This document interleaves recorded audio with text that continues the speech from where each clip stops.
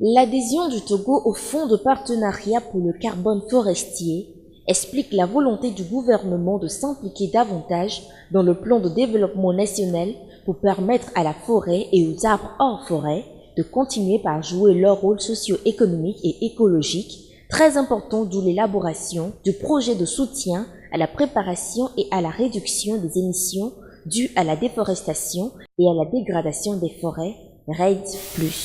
Le processus de réduction des émissions de gaz à effet de serre dû à la déforestation et à la dégradation des forêts, REDD+. Le processus REDD+, entamé au Togo depuis 2015, est dans sa phase préparatoire et l'objectif ultime, c'est d'obtenir une stratégie nationale REDD+, acceptée par tous. Une stratégie nationale REDD+, qui va être fondée sur des options stratégiques. Les effets vont être déterminés par l'étude qui est en vue, mais d'ores et déjà,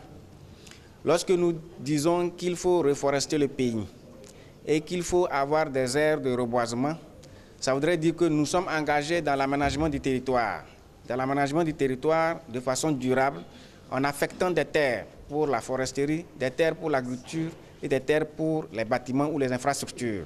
Cependant, en dépit des avantages que peut avoir la mise en œuvre de ce processus REDD+, ce dernier peut tout de même avoir des impacts négatifs collatéraux sur l'environnement et les communautés locales. Des options stratégiques qui peuvent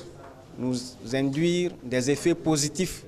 mais également des effets négatifs. C'est dans le but de partager avec les parties prenantes sur le contenu de ces impacts positifs ou négatifs potentiels que cet atelier se tient ce matin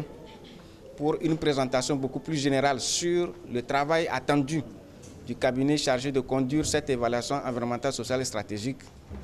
et sur leur participation de façon inclusive et participative également dans le cadre de l'élaboration de la stratégie nationale REDD+.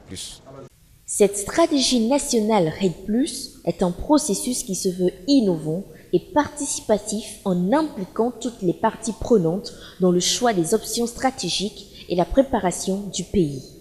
À cet effet, une évaluation environnementale et sociale stratégique sera planifiée sur une période de 7 jours dans le but de servir les attentes espérées de ce projet REDD+.